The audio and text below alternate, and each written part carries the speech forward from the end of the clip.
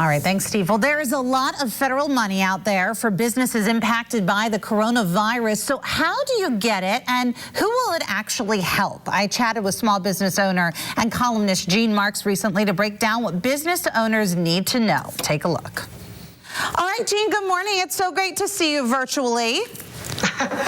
Eve, it's great to see you as well. Thanks so much for being with us. I know you've been a busy guy these days. And give us the general overview, Gene. Which businesses are positioned well to survive these trying times, and which ones are struggling to keep their heads above water right now? Well, you know, I've been writing a lot about this, Eve, and this is a little bit of Darwinism that we're seeing taking place. I mean, the businesses that really have been managing to survive these times are the ones that have been sort of well capitalized. I mean, if there's one thing I've learned from a lot of small business owners, smart ones over the years, is that things are never as good as they seem and things are never as bad as they seem. And the business owners I've met that have managed to store up cash and have, you know, credit availability, have some liquidity and some flexibility, they're the ones I see, you know, navigating their way through this and making it through. The ones that have been sort of like, you know, operating on very thin margins and don't have that kind of capital in the bank, they're the ones that are like struggling the most. Yeah, and let's sort out the help that's out there, Gene, starting with the main thing, the PPP, the Paycheck Protection Program. Give us the basics on what that entails. It's basically helping people stay employed, right? It is. First of all, it's free money from the federal government to small businesses. And when I mean small businesses, I mean people with employees and also independent contractors or sole proprietors as well. So if you're running a small business, even if you're just an independent contractor or a freelancer working on your own, you should absolutely be applying to the Paycheck Protection Program.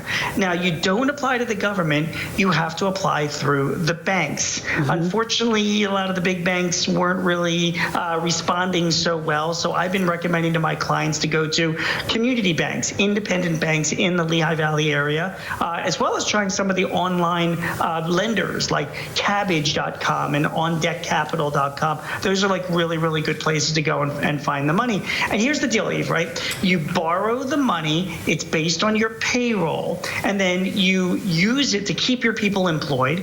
And then when the period is over, it's like an 8-week period, you can go back to your lender and say, hey, I spent this money on my payroll. I also spent this money on my rent and my utilities and my mortgage interest over the past 8 weeks or so.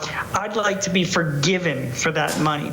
And depending on the formula that's applied there, you can be forgiven for the money that you spent during that 2-month period, which basically means the government paid for you to keep everybody employed. Okay. I hope that makes sense. Yeah, it sure does. Now, what if you have to lay people off because of the challenging times? Then what happens? Yeah, so there are certainly some restrictions, okay? For you to get full forgiveness under this Paycheck Protection Program, you have to maintain both headcount and salary levels by June 30th, because that's when the program ends. Okay. If you're unable to do that, Eve, and you have to lay people off or you can't maintain the salary levels, you can still get some forgiveness. You don't lose it all, but the maximum is if you are able to maintain those headcounts and the salary levels all the way through June 30th. Okay. And Gene, this program ran out of money once, right? It just got another boost. Is there enough money in there now, in your opinion?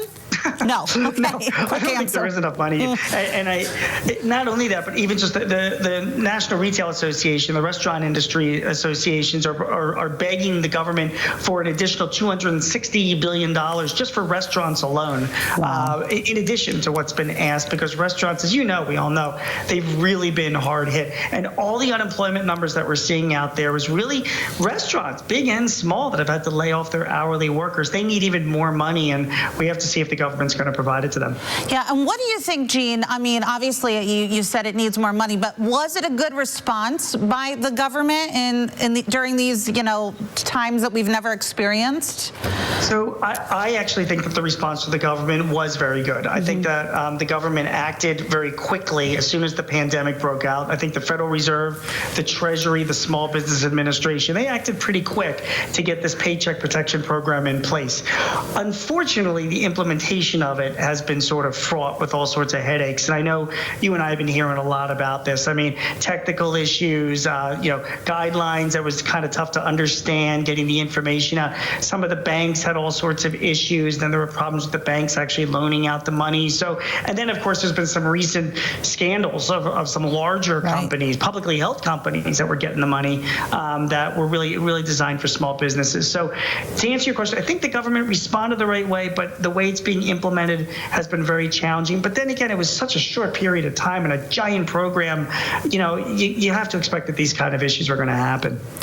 And Gene, is it possible that some businesses, if they get this money or if they were financially sound in the first place, like you mentioned, is it possible some businesses could come out of this better than before with the help that's out there and if they play their cards right? Yeah, absolutely. I mean, listen, I have a lot of clients that are operating businesses still. I have some that are still in business with employees coming in because they're essential businesses.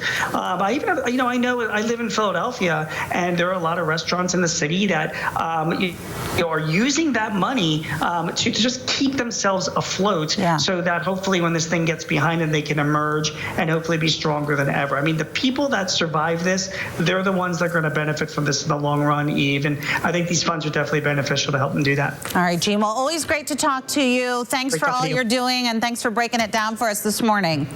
Thank you. All right, GeneMarks.com for more information. We'll be right back. Stay with us.